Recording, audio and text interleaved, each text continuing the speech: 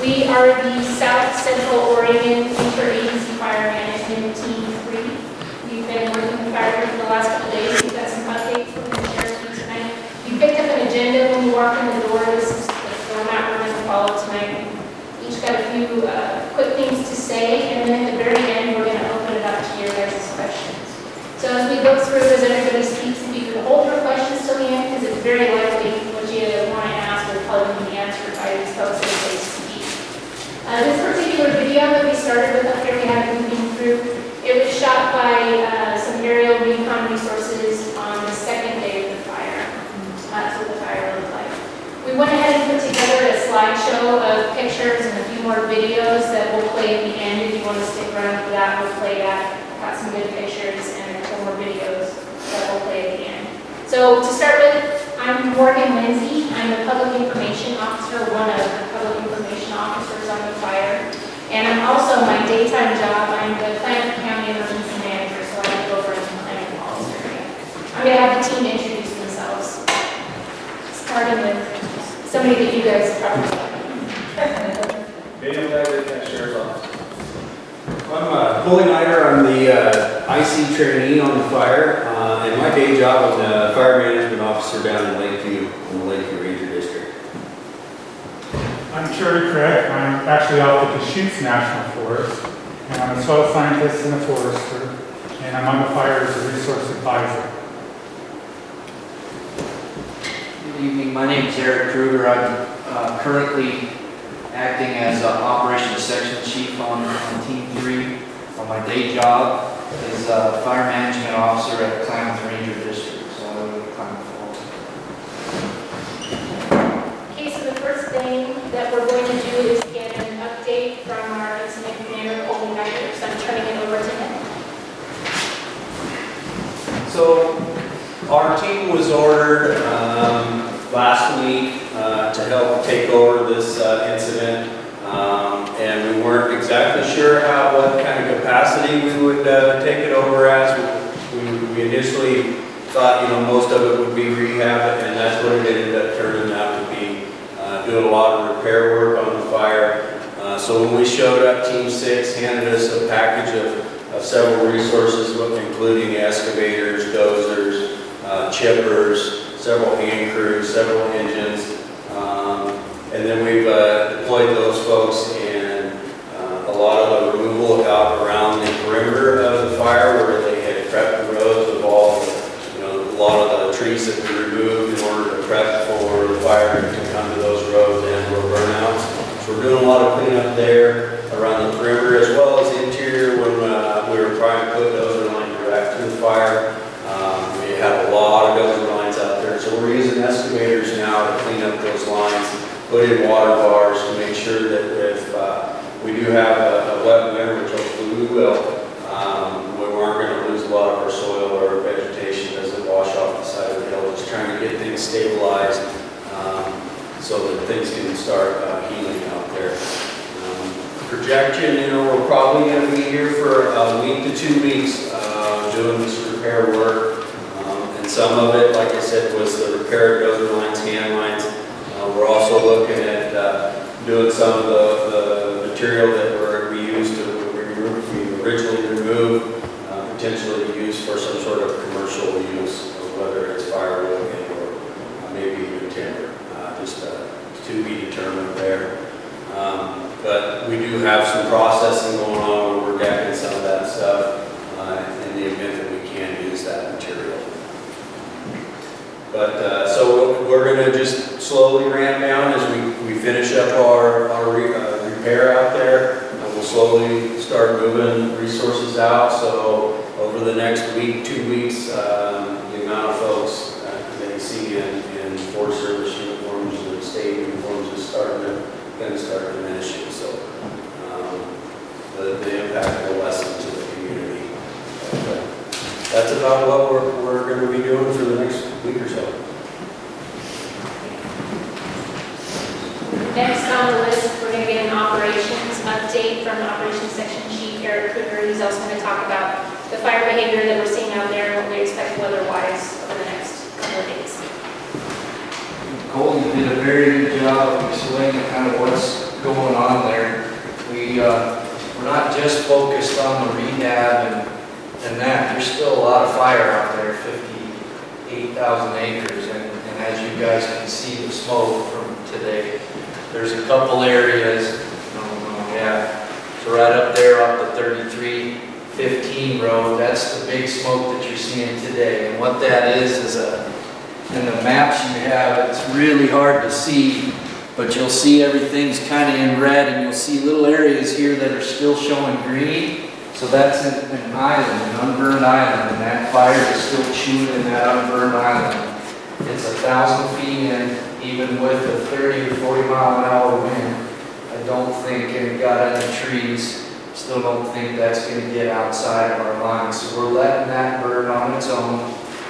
We certainly are keeping our eyes on it. And there's a number of them in that fire. And you can take a good look on the big map and see those. And that's where every single heat is and smoke that you're seeing.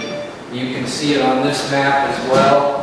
This is a fire progression, and you'll see the blues and the greens from back to 819 on where it grew, and the reds is what's still kind of growing, and that's exactly in all of those green islands. So we're keeping an eye on those. Anything that poses a threat, we have the 3 helicopters that are out at the tanker bit, or the helibase, a Type 1 that can deliver up to 800 gallons in one shot. And then the local Lakeview ship, the Type 2, and then we have a small recon plane that the state has under contract, so we're helping out with that effort as well.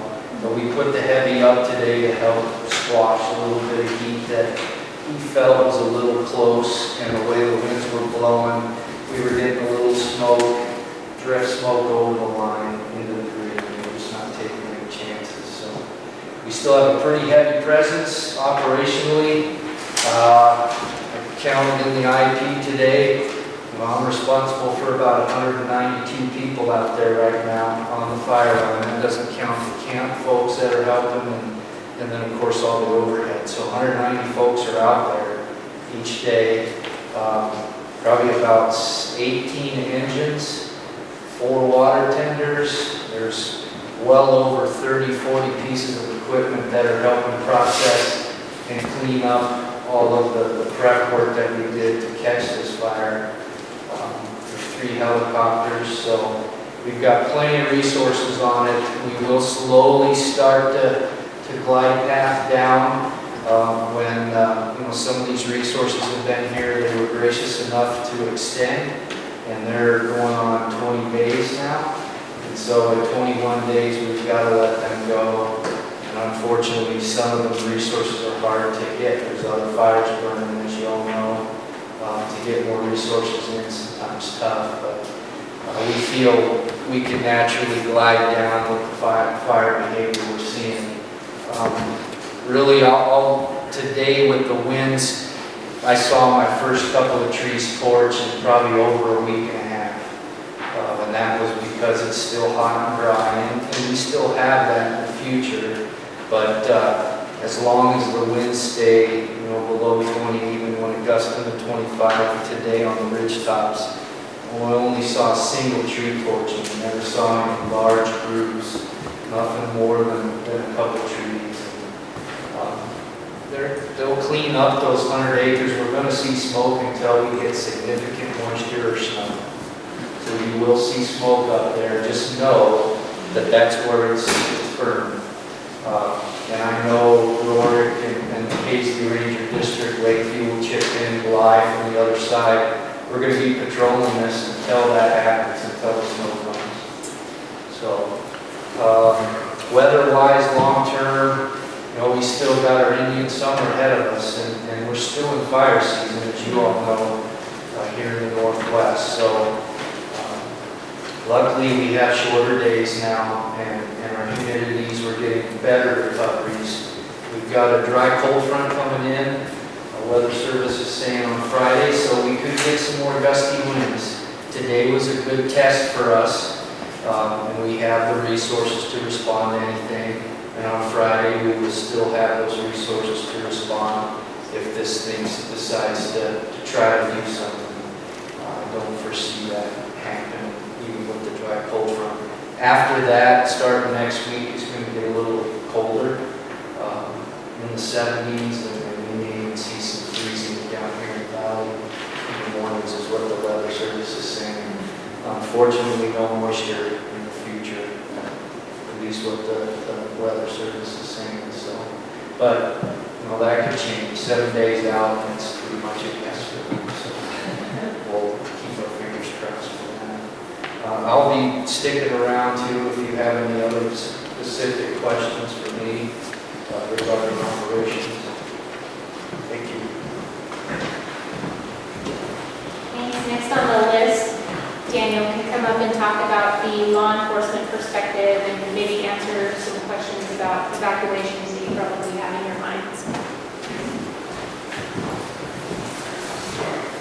So currently, Lakeland Plan States is a level 1 evacuation, and we're discussing maybe looking at tomorrow, but we won't know for sure until tomorrow. So that's it. Short and sweet. As far as the road closure, do we have an estimated time when the roads might be, or we have to wait for the first snow or first moisture, or where are we at on that? So the road closure that we have in effect is, for the most part, the fire perimeter, except for in this area, because we did do some prep along the edge of the Gearhart Wilderness. My thoughts are, is as soon as we get most of the repair done here, we will attempt to shrink that to the fire perimeter, but we'd like to keep the fire perimeter closure going because we still have a lot of equipment, still a lot of work being done. Green Diamond's already starting some of their removal, harvesting there. Just the amount of equipment and personnel in there, we'd like to keep those in place at least through next week until we've completed most of it. Once we get into more of the patrol status, then we'll look at even opening up the rest of the fire. But until we're done with our majority of our work, we really need to keep that closed, just for not only public safety, but for also our firefighters out there. Just to follow up, excuse me, how will we know? Will we just drive up Mill Road and the signs will be gone, or will there be some type of communication that the roads are open? Yeah, the closure, once it's lifted, we will make sure that the community is informed by the same means that we've been putting out all our updates right now. We'll go out on the Facebook page, we'll post the notices, so that it'll get shared widely as soon as it's lifted, because we know you guys are really concerned about it. Pretty sure we'll get it all great. You'll probably hear everybody cheering and yelling. I wasn't sure, so I was just... So next, our resource advisor, Terry, is going to come and talk about the work that he's been doing on the fire. So resource advisor, what does that mean? There's a lot of resources on the district that know this land very well. There's archaeologists, there's hydrologists, there's foresters, biologists. They all know the district very well. And so what the resource advisor's job is, the way I see it, is to work with the fire team and also work with the district specialists to make sure that information gets passed along. So where are our water sources to get the water and put the fire out? And how much water should we take out of the stream without affecting the fish? Well, those are some of the issues that we deal with from a resource advisor perspective. We're doing a lot of, that's kind of early on in the fire, and then as the fire goes on, then we kind of switch over and we start doing this repair work that you heard about. And that's where we're looking at the fire lines, we're trying to set them up so they won't erode this winter. Where a lot of brush has been pulled across the road to prep it to burn out. We're chipping that material to remove it. We're low cutting stumps that we're cutting very quick manner for fire suppression. So we're taking care of some of that stuff. It's not visual, but we're trying to make sure that we don't get further resource damage into the coming years. And then also, the last thing I think we're trying to do is we're looking at, this area will recover, and those disturbances will recover, and we can't go in and fix it and take it back to what it was prior to being disturbed. But what we can do is set it up so it'll recover at an accelerated rate. So instead of 20, 30 years, maybe it'll recover in 5 to 10 years. But that's kind of that. Thank you. Last but certainly not least, District Ranger Doug McKay is here to kind of talk about a little bit of a wrap up and the next steps moving forward from your local perspective. Good evening, everybody. Good to see you here again tonight. There's a lot of things that go on when we have a fire. We go beyond just putting it out. So it's mostly out right now, as you've heard. It's still burning the interior. And then the job of the resource advisors with the repair team is to try to return it as near as possible to its pre-fire condition. And that's not the whole area. That's just what the bulldozers and things like that do. They are concentrating right now on the damage that fire suppression causes. So for this fire, because there is still heat in the middle of it and big islands burning out, we're using a phased approach to repair. So it means as long as that fire is burning interior, we're not going to pull brush back and close the dozer lines on the perimeter of the fire. Those will be left open until the snow's on it, until the shirt's out. And then probably next spring, we'll pull the brush and stuff back across those exterior lines. And that's to provide for the safety of the community. We don't want it. If it does, get really hot and dry, and get a big spot, it's still not going to get out because the perimeter keeps the fire from getting out as well. Just so that's it. The next thing that comes in is the bear team. The burned area emergency response team has been ordered up. They'll be here on the 15th. That's a small group. There'll probably be 7, 8, maybe 10 people here. And they're going to look at how severe the fire burned around. And so they'll be looking at damages at the fire caused, fire suppression. And they'll come up with a report. And it'll be predominantly focused on public safety and erosion control. And so there will be one of the analysts that I have asked them to focus on, provide entomologists. We want to look at hazard trees. Because one thing we know is bugs, which are entomologists deal with those, bugs create a whole lot of hazard trees up there. And so before anyone gets out there again, we've got a huge danger from trees falling.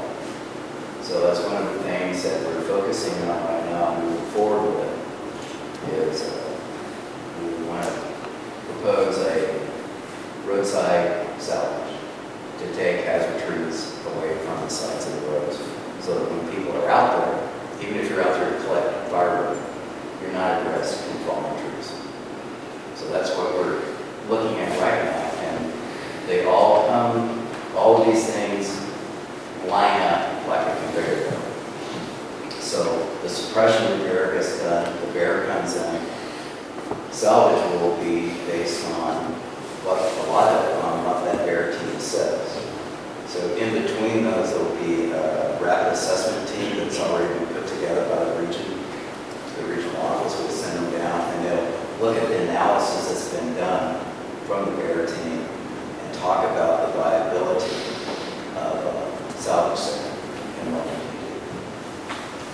So if we are given the approval to go ahead, we're already starting to meet them now. We'll be looking at having that document signed before the fat man comes to mention. So we understand the need for the speed on this.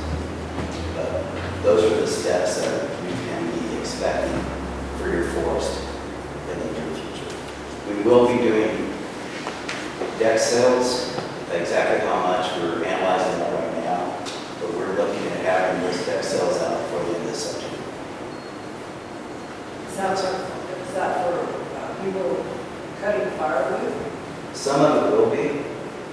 submersible, it can go to a mill. Well, that's gonna be the first step out, and then what's left over, some of it would be commercial firewood, some of it would be for local folks to get firewood, and then some of it's just got some feathers and will be burned. So are any local folks going to be able to cut firewood this fall? Once we open it up, and that's, I mean, we want to make it safe for young to get out there. But I would anticipate that's going to happen this fall. That's our plan. So we'll see. Mother Nature has enough. And then, so anyway, in the future, we've got, this is when the real work starts, once the fire really is out. This is when there's a ton of stuff that has to happen up there. And this is when the community, I'm looking for a lot of advice and interaction with managing the land and what we need to do. Because we've got 300,000 acres of that red dead up there, and we only burn about 20%. It goes from quite a ways. To this dead horse ground and to your heart wilderness. It's a bigger chunk of ground up there. And so it's something that we'll be managing, for the future. And a key component of that too is our state and private partners. The ODF has that responsibility for protection of the private timberlands and the other private lands as well. And as long as you're here, Dustin, would you like to speak? This is Dustin. He is, with myself, we are the agency administrators for this fire. The fire is being managed jointly by the Forest Service and Good evening, Dustin Stevenson. I'm out of Lakeview, ODF. I really don't have anything to really add, other than just maybe a little flavor from ODF. First, I'd like to thank you guys for being gracious hosts to all of us, all the firefighters, putting up with everybody for now 3 weeks and the smoke and everything. Really appreciate that. As Doug was saying, ODF, we just protect private land that's within our district boundary. We aren't landowners, we aren't land managers of that ground, private landowners are. And so we're in the same phase of doing some suppression, repair work on those private lands. And that's for the most part done on the private lands. And so ODF is probably going to ramp down a little bit quicker than the Forest Service partners because they are a lot more ground up there and also the land managers up there too.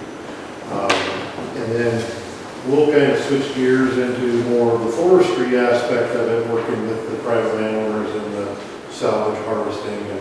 And as somebody mentioned, Green Diamond's already up there dropping trees as we speak, and we'll probably start hauling maybe next week or after. And I think you may see some increased truck traffic that'll be coming down. Some of it will be coming through Paisley, other loads will be going out towards Bly and Final Falls. So that's kind of the aspect of where ODF is. We have a handful of resources out there still, but I think we're looking at maybe dropping those down on Friday afternoon or evening. But then that will switch more to the local ODF, and we'll have our local engines out patrolling them on a daily basis, just helping out Forest Service and making sure that the ground that we protect is nothing's going to happen there. So that's all I have. Thanks. do you have any questions for either Dustin or myself? What about the ranchers put out grazing permits? Did they get all their cattle out or? They got all they could. I know that they're going to be doing by, I guess, December, they should, November, December, they should have an idea of how many they lost. Because they'll be able to get back in there, is that? They've always been in there. We ran with this fire, we put resource advisors who were fire line qualified in with them and assisted them. And the team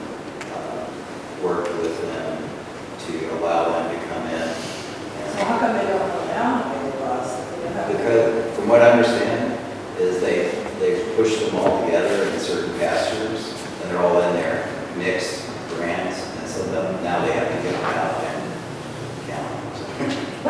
That's what, yeah, I think we had some big meadows in there that didn't burn, and so some of them stayed in the middle. They're in the middle of that red right So now. they're still there. Yeah, they're still eating and happy.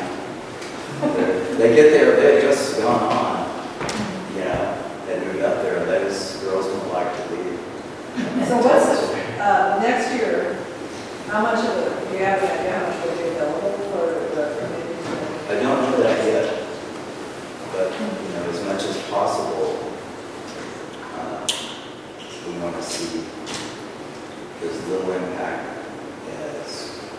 as feasible on the local convention. And so that's something that we'll be working with through our range program and with the permittees themselves.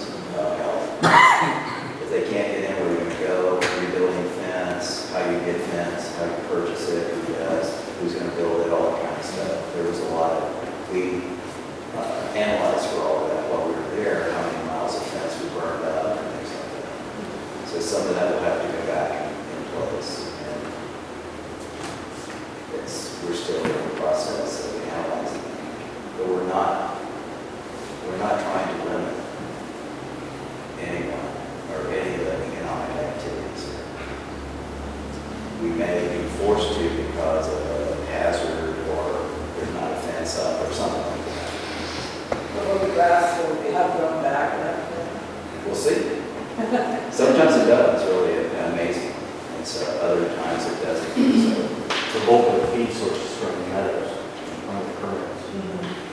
There's some uplands that obviously supply feed source, but the greater majority of the grass and the cows are on the meadows. And most of those are intact. oh, some of them are. I don't know if that's most of them, but there's some. They're in pretty good shape. But when the fire doesn't burn too intensely in the meadow, it actually can burn off the grass. It can be very beneficial. And plus, getting a lot of the watchful encroachment from the side that expands that the meadow grass, the amount of forage that comes out of the breaker. So I don't know that it will happen like the first year, but it's something that we should start to see greater recovery and better range from this fire. Hopefully. I'll jump in real quick and say we're definitely in the question and answer phase. If you guys have any questions for anybody here, feel free to ask. And also, once we finish with questions, we're all sticking around. So if you'd rather come up and talk to somebody individually or come take a look at the maps that we have posted around, then feel free to do so. So there's a moratorium on all new insurance policies with a 97636 area code. You cannot get a new insurance policy unless that are 100% contained, whether that be on a vehicle or property. Any chance you might be able to give a projection of when that might be? Are they canceling them? No, they're not canceling them, but I need the insurance policy. Because you just get it now. It's closed on property. Currently projected to be the 17th of September to be 100% contained. But September? So somewhere it might extend a little bit further, like a week or something like that, but this is not months or years away. So if they're telling you they won't issue new ones until we have 100% containment, it'll be pretty soon. Is there a certain amount of time on the 100% before they will? What is that for the insurance? Oh, Yeah, and I lived in a high fire-prone area where you could not get, in Southern California, that burned every year. You couldn't get insurance, it wouldn't insure where I lived. The only reason I could get my house insured was I had a policy with the company before I moved down. So I was grandfathered. But yeah, you build a $3 million home, not me. You might, but it's not insured. It burns every year. That's sort of a good reason. Do we have a plan for the rest of the dead light Well, maybe we can start to develop one. I have some ideas. I need some support. I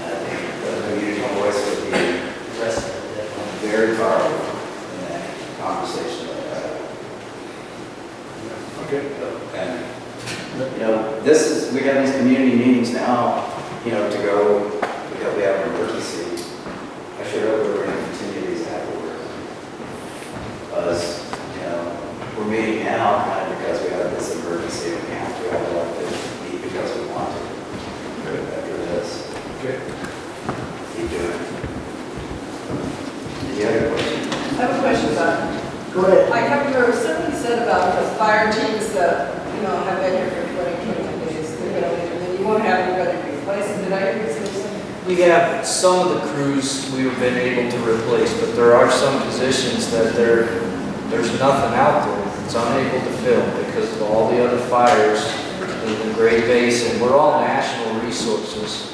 So in 2 weeks, I could be in Montana. So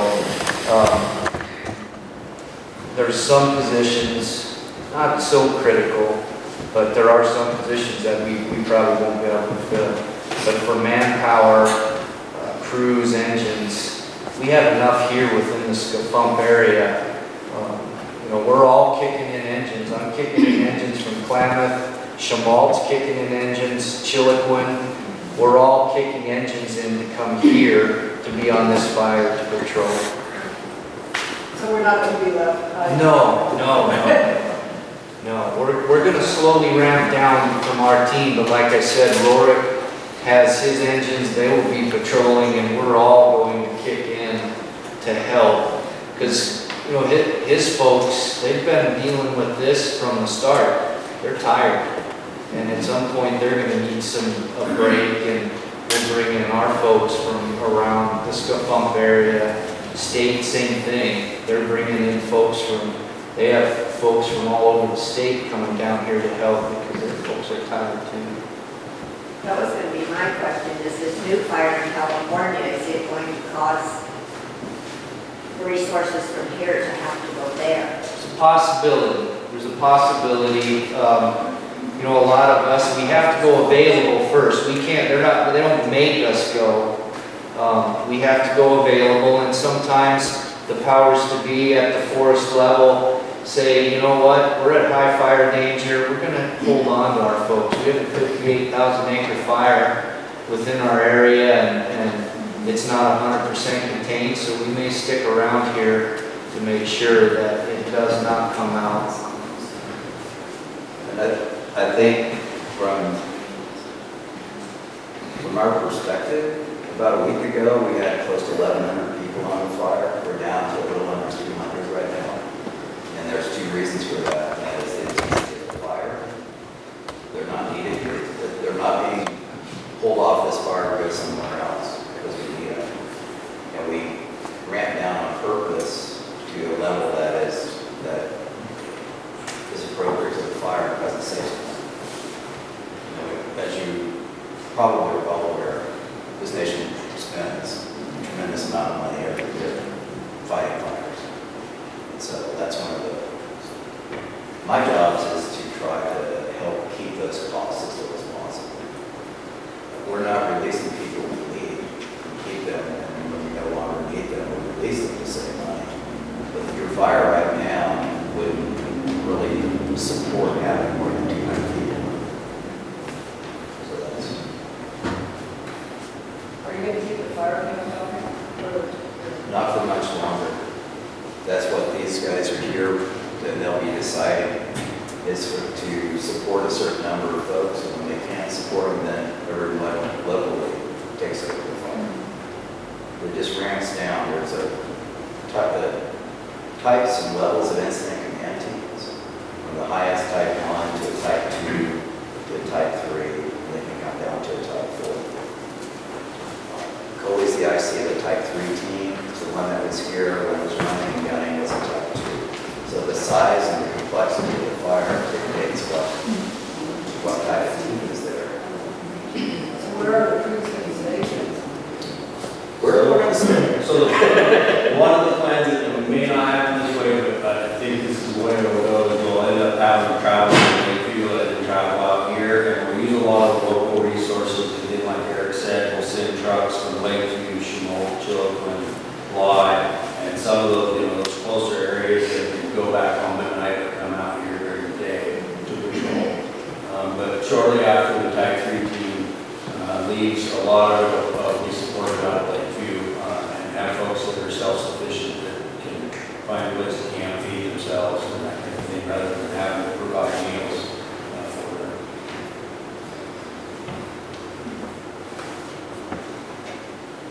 Any other questions? Or for anybody? I have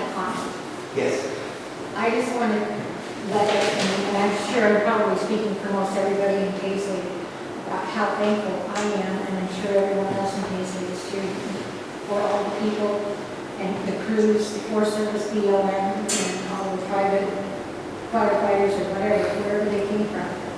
We were I know I am darn happy that they got, that we were here. Well, thank you for that. And it's the support of the community that goes a long ways for helping us as well. And that was the key from the beginning, was trying to keep that thing out of town. And it kept trying to come this way. They always do for some reason. But that was our biggest concern. And really, to tell you the honest truth, set up, future conversations. One of the things that stopped it is it ran into those field treatments and the prescribed burning we had been doing last winter down at Coffee Pot and go out there. If you ever want to see something, I'd like for somebody at some point to show them that fire was running and gunning and it hit those things that look like somebody tripped an old man. Being an old man, I can say that. Just laid down. It looks really good in that area. There are some areas where it blew up really big, and so it's going to look ugly for a while. That's for sure. Trying to look better than all the dead trees then. Yeah, definitely. I mean, it is. And what happens is when you get all that logical out of there, you can start, the grasses can have a chance to start to grow. And that's one of the things, that you get more pounds of forage per acre that way. And that's better for everybody.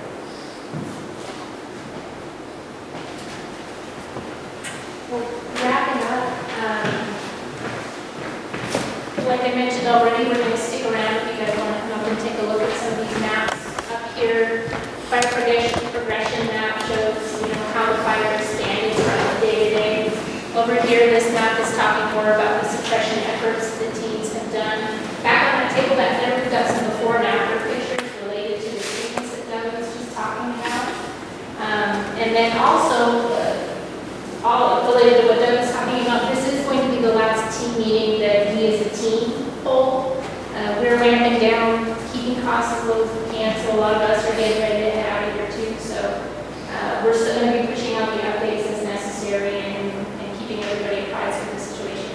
And my final comments, thanks very much for your support. I'd like to pretend that I'm partly local. I'm married to a wife from Paisley, so I'm